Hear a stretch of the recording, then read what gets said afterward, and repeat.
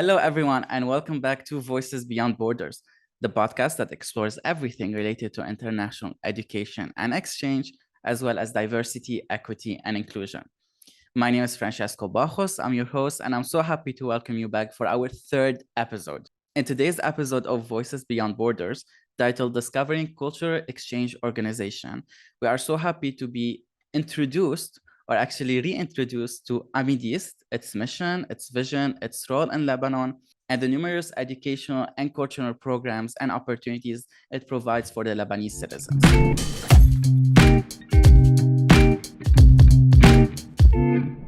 Joining us today is an amazing guest, Dr. Rana Taher.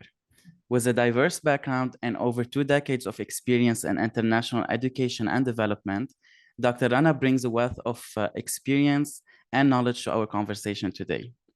She currently serves as the country director for AMIDEAST Lebanon and a part-time university professor at the American University of Beirut.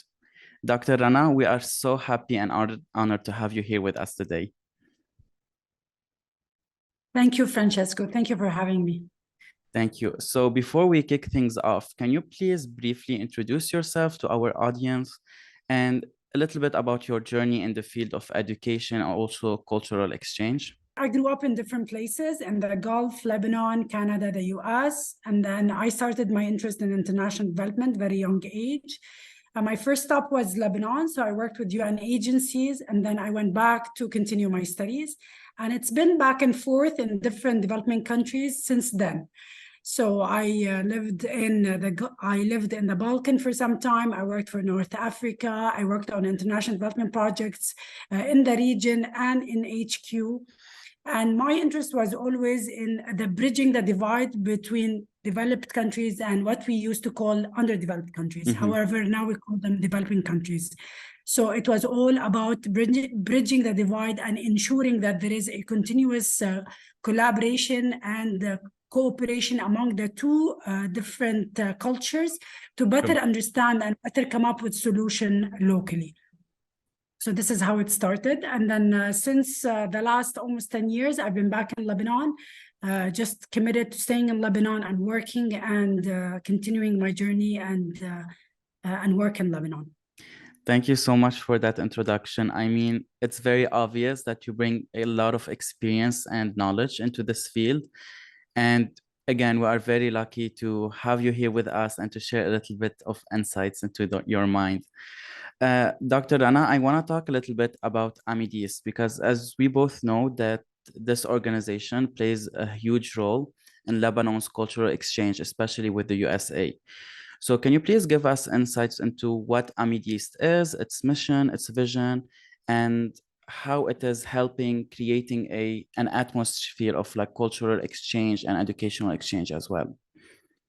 Sure. AMIDEAST is an American organization based in Lebanon. It started more than 50 years ago. It's on the journey for transformational educational change. Initially, AMIDEAST is well known for promoting testing. So we provide all sorts of testing to university students as well as professionals interested in acquiring the certifications needed in order to either get into universities or work.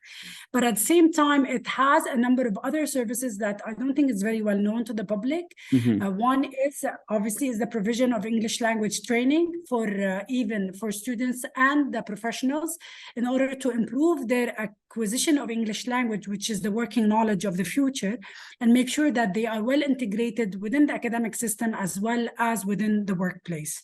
The second aspect, and that also includes test prep programs. The third aspect of what AMIDEAST does is really one of its most,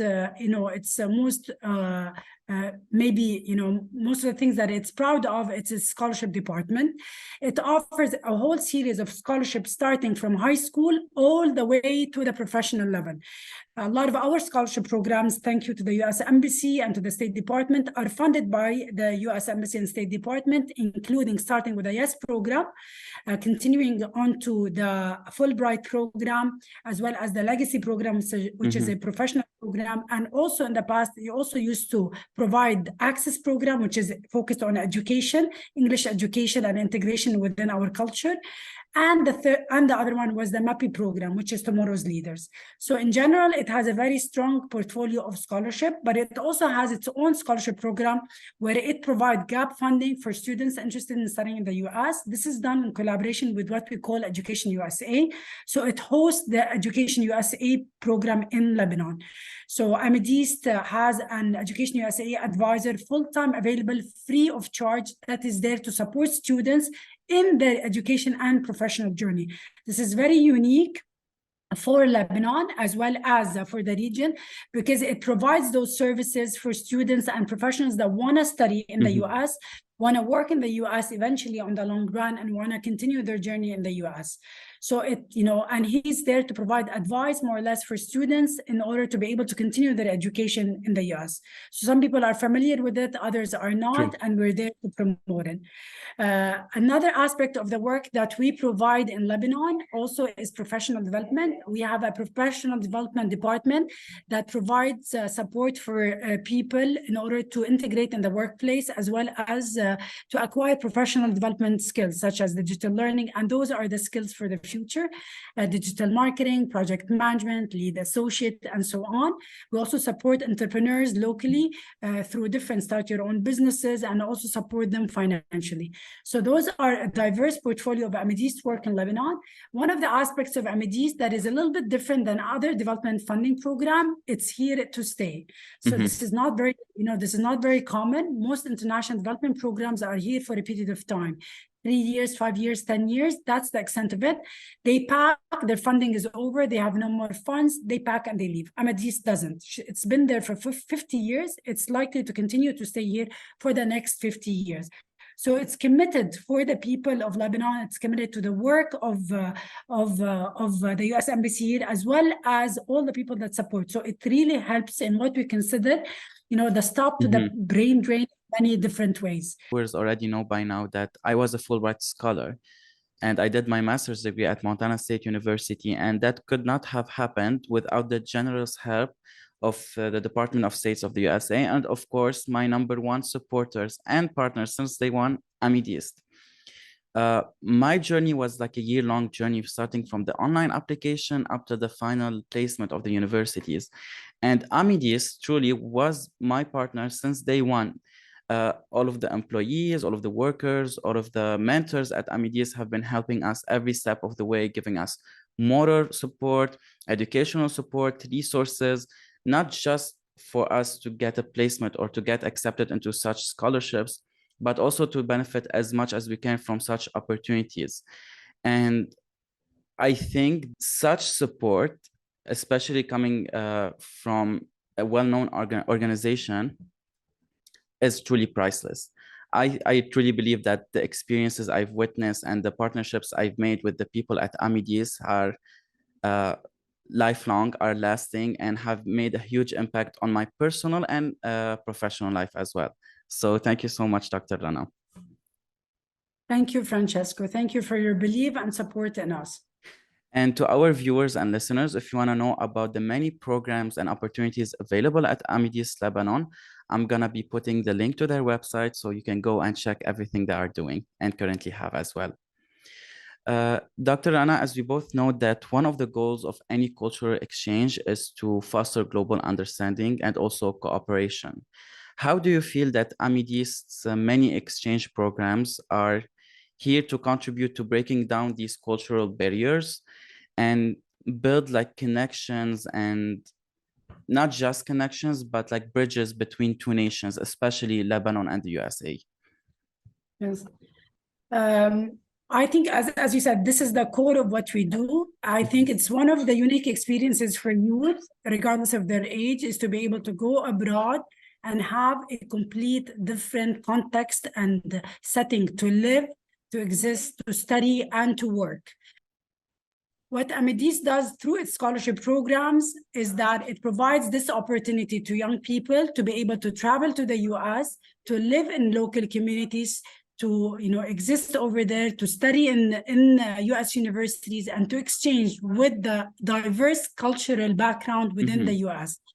US, I think, one of the most diverse countries in the world So due true. to the type of people that exist. You know, we have people of different ages, different cultures, different nationalities, different colors, different races.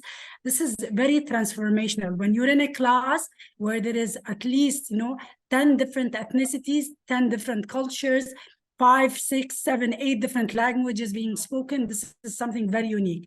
This kind of exposure within Lebanon does not exist, even among the most diverse schools. And if we would say that even the international schools locally, even though there is some expat community within that, but Lebanon in general, it's a very narrow environment, and it's a very limited environment. Exposure to cultural diversity is not as much. It does come from the Lebanese expat that live abroad and bring it on board, but it does not come at the community level on an everyday life. So young people, when they go over to the US and they come back, they come with a whole different vision for the future. They come energized, they come open, they come exposed, they have all sorts of ideas and beliefs that this can happen. I think this is something that does not exist within Lebanese society, is that due to the limitations that exist culturally, economically, and socially. In general, people are limited locally. So even when they have dreams of what's possible, making the impossible possible, they are faced with the reality of it's not going to happen, either because it never happened in the past, or because there is no support in order to make it happen. Community networks, civic engagement is very limited. And most of it is because people are after their living, or they're looking for jobs and other. So civic education and volunteerism is not part of the everyday life. So this whole culture of inclusion does not exist. And I'm not just inclusion from a disability perspective, but from all sorts of racial, economic, social. So it's, you have different ghettos within Lebanon, and it's a class, it's social, it's economic, it's age, it's ethnic, and it's sectarian. Those divides are completely broken down in American culture. And this is where we hope that people who acquire that and they come back, they try to implement it even on a small level. We're not looking for transformational national level. We're looking for small changes that will result in big changes. And this is what the scholarship program does, is that it brings back that small little stepping stones for young people. And as they build those blocks, transformational and community change takes place. So when we have 1 and 2 and 10 people from a certain community exposed, speaking better English, knowing more about the culture, understanding the values, understanding the value of work. So when young people come in and they divide and they build that, then this is what happens, is that things happen and change at the community level. Dr. Rana, I literally have no words. I truly feel like everything you just said is so inspirational.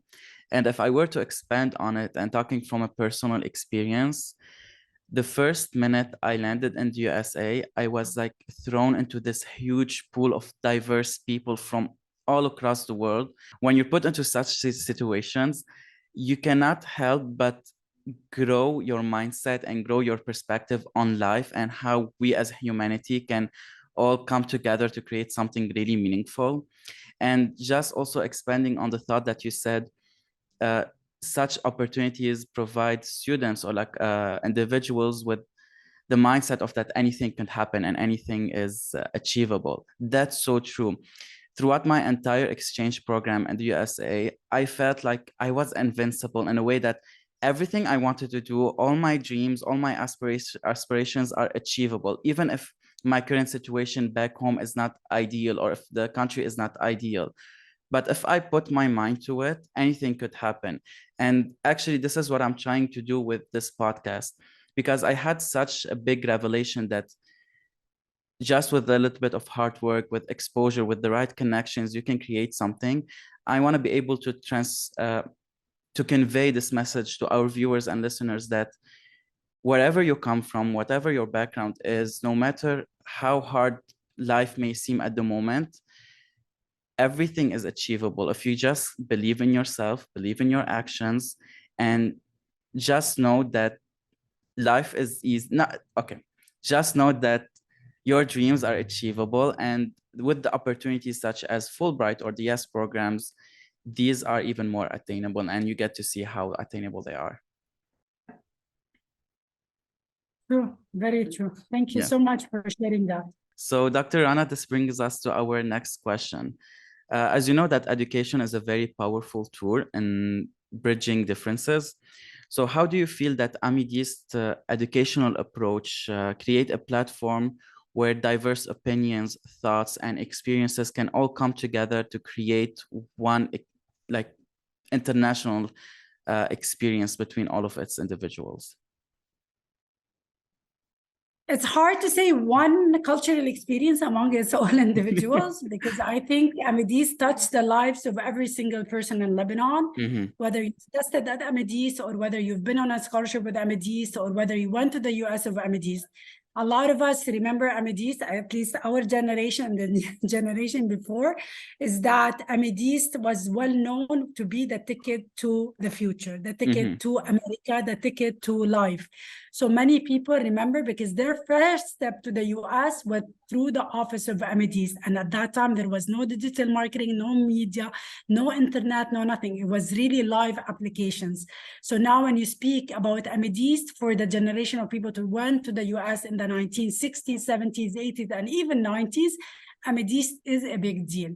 But now also with Amidis different cultural programs, there are different youth platforms for Amidis. For example, the US is one of the flagships of the programs with the US Embassy. It's an opportunity where 600 youth that have graduated from this program over the last 20 years.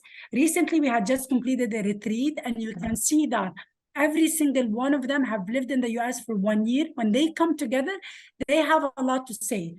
Many of them, either stayed in Lebanon, decided to move abroad, or maybe stayed here, maybe decided to go back. But this opportunity gives for a live mix.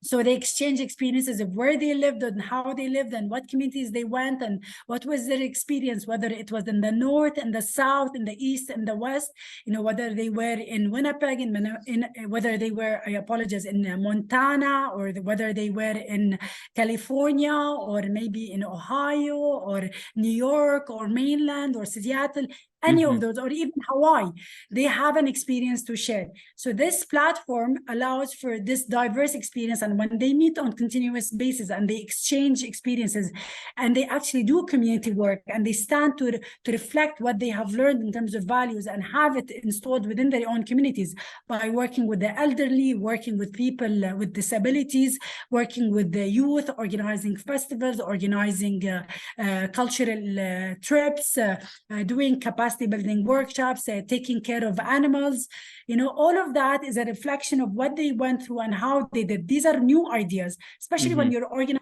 small communities in rural Lebanon, in Akkar, in Biqa, in Hermel, in Tripoli, in Saida, in Mount Lebanon, any of those communities, it's an opportunity to share what they have done. So this is one platform, but there's many others. There's a Fulbright community.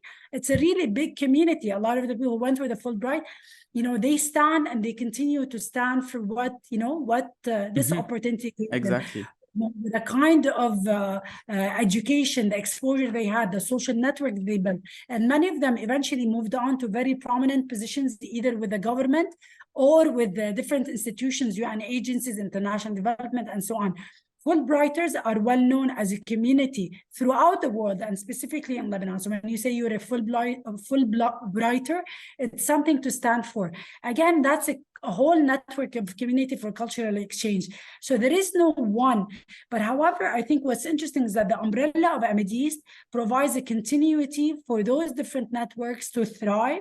And I think with the continuous effort of the individuals within this network, they can continue to carry on that mission and carry on that vision. And I think this is where the importance of young people, when they come back, and when people that participate in those programs come back and advocate for those programs, not necessarily for AMIDEAST, but for those programs, so that they let people know that, yes, it's important that you go do 3 months, 6 months, 1 year, 2 years in the US. It's important for you to come back. It's not just about opening opportunities for you, for your work, but also bringing that knowledge back and sharing it locally and then deciding where you want to go and how you want to be and what you want to do. So those are the kind of platforms that exist. So it's not just really one platform, but as I said, umbrella Amidis provides the umbrella for those different platforms to thrive and to continue and to sustain and to stay on. That's so true. And I think it's always been like this, but especially it's more prominent in the past few years. Amidis has become like a hub of where different opinions, different backgrounds, and different individuals can come together, create not just meaningful discussions and meaningful experiences, but also create a discourse for inspiration that if I made, for example, I come from a very, very small town in North Lebanon, where stuff like this don't usually happen to people who come from this part of Lebanon. And just me by applying and getting accepted and getting such opportunity, I hope that I'm inspiring new generations and other people that if I did it, maybe they can do it. And if we just all like, if I do it and I do it and I do it, we can create a big connection of people who are thriving and want the best for our country and our societies and are living these many cultural and educational experiences that they can bring the best out of them and bring the best to society as well. I agree. Actually, and one of the things I've noticed, and I hope young people don't believe that, is that they are so afraid of trying and applying for the fear of rejections and failing. And I think this is the biggest mistake that they do, is that there is no such thing as not getting accepted or failing or not making it. The whole process itself is part of the education and learning process. So when you go and search for opportunities, please take the chance to apply. Nothing is set in stone. It doesn't mean that if you don't have the grades that you cannot make it. It doesn't mean that if you're not, clear about where you want to go, you cannot make it. It's not, true that, there's hundreds of people applying. I'm never going to get a chance.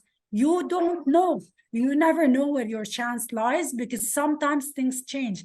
People don't get accepted due to different reasons. People can't make it, people withdraw. There's chances for you, but you will never know until you try. Even the whole interview process, the whole application process, it's part of the educational process. You don't make it the first year, apply the next year, apply third. Try to make it, try to do it 1 time, 2 times, 3 times, because it's a chance for you to try again. That's so true. My advice to everyone who asks me, should I apply to Fulbright or should I apply to this scholarship? Go and do it. Like, worst case scenario, you don't get accepted.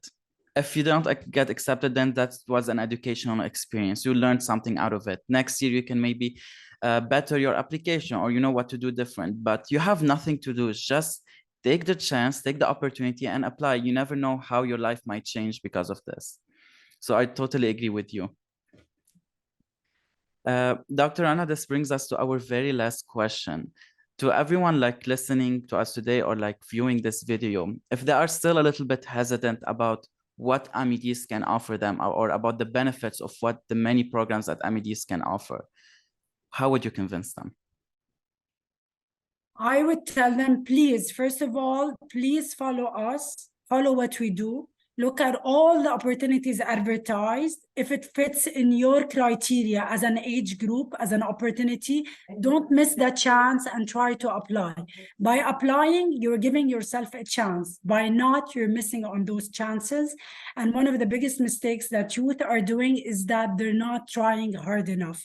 I know it's hard, especially, for young people, is that the problem is with missed opportunities is sometimes once you miss it, you don't get a chance at it again. But if you do miss it, please try again because there's always a chance. If not this time, next time, if not tomorrow, the year after. Also, there's a lot of opportunities outside Amidis. So they're not through Amidis, like with the US Embassy, like with the MEPI program, with the Access program, with the USAID HEC program or other opportunities. So they are all advertised through the Amidis website. Sometimes people have have difficulty in accessing that information. Follow us and you will receive them automatically on your WhatsApp, on your phone, on your blogs, and you will be accessible to them. So it's just one step ahead. And if you have a story to let us know, please share it with us. We're working a lot now on what we call a humanizing Amidis page, and it's an important We want to tell the story of all the people that have been with us through AMIDEAST and through the different programs, because they have an important story to tell. So we want to celebrate you. So if you have something to celebrate, please join us, because we'd love to tell your story and celebrate it with you. Thank you so much, Dr. Rana, for everything. I'm pretty sure that not just myself, but all of our viewers and listeners have found this conversation educational, informative, and maybe a little bit eye-opening, that if they have a passion, if they have a dream, there's someone out there who can help them. And in this case, it's AMIDEAST. So thank you so much for sharing your experience, your thoughts and insights with us. And yeah, thank you so much. We are happy to serve you and to serve all the young people, and we are always here to answer all your questions and your concerns. And please do call us anytime, or email us, or contact any member in our AMIDEAST family. Thank you so much, Francesco, for giving us this opportunity to talk today. Thank you so much, Dr. Rana. And this wraps up a new episode of Voices Beyond Borders. I hope you guys enjoyed it and found it informational and beneficial as well. If you liked it, please make sure to subscribe and follow us on social media, because there's a lot of more episodes coming very soon. My name is Francesco Bajos. I was your host, and this is Voices Beyond Borders.